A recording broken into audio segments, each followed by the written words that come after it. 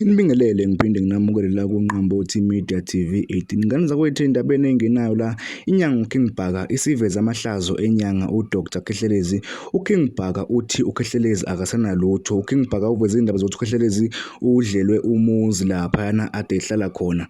uKing Bhaka ke uthi uKhehlelezi wamxwayisa ukuthi makashintshe indawo yakhe le ebizwa ngokuthi iMzo Lifestyle eyenze indawo yokuhlala, kodwa uKhehlelezi waqhubeka nenkani. Ngane zakwethu la uKing Bhaka uthi uKhehlelezi ubeqola abantu ngezigubhu, uma ukuthi igubhu zakhe ziyasebenza kungani pho yena zingamsebenzeni njengoba nje esewile empilweni. Kodwa ke ngaleyo ukhuluma kakhulu, ngicela ukuthi uyavelela ikhasi, ngicela ucofoze subscribe, ulike, uphinde ucommente. Nansi inkulumo kaKing Bhaka.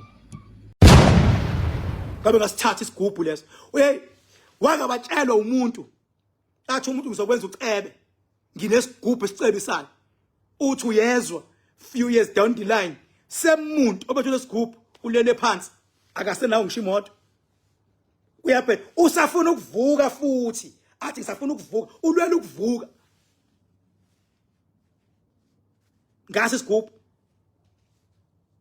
Labantu ababethi banezigubhu izwa ngami balele phansi kezisu. Awuyibuza ingane ukuthi why igubhu zabo zingabasebenzeli. Ngaze ngasho omunye edlelwa umuzi emhlanga, ngathi udliwe umuzi, ngase ngathi ngam-advisor early last month, not even last month if I'm not mistaken. Manje uba October, mangaphosa early August, ngathi wendoda uyabona nje sedliwe umuzi wakho, nje sedliwe umuzi wakho. Vala lamasimbi ejoyinti lawa, vala lamasimbi ejoyinti lapha evelelem, vala lamasimbi, shintsha lento uhlale kuyona, ngoba from now zemgwaqweni nangisho like life ngathi vala lamasimbi lawa Alice Compliance evelelem.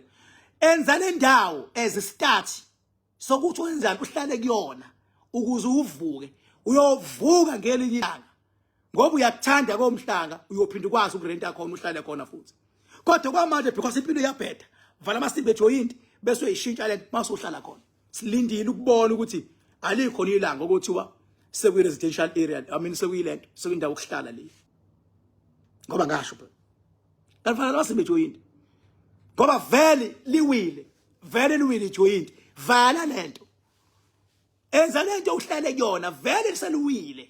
Lewiswa yini unesigubhu is because vele wawiscam nje. Cabanga abantu ababethatha igubhu bethi hayi kuyacetshwa, nakho kuwa ijoyinti. Lo muntu ebethi wenza into ziyaphezulu liwile ijoyinti. Njengoba liwile ijoyinti, vala lento, dilisa lento.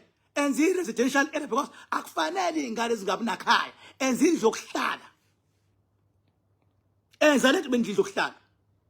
Omunye umuntu mam-advisor uvela athule, kodwa bese yedwa athi washaya la.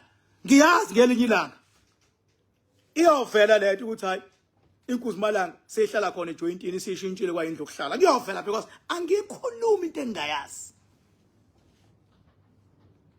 mina. Cabanga ke bengabe amajoyinti lize kuthiwe style style, uyabona liyawo. Wena wawuthi ufuna ukunyusa awakhe amabhizinisi, into ayithanda iyawa.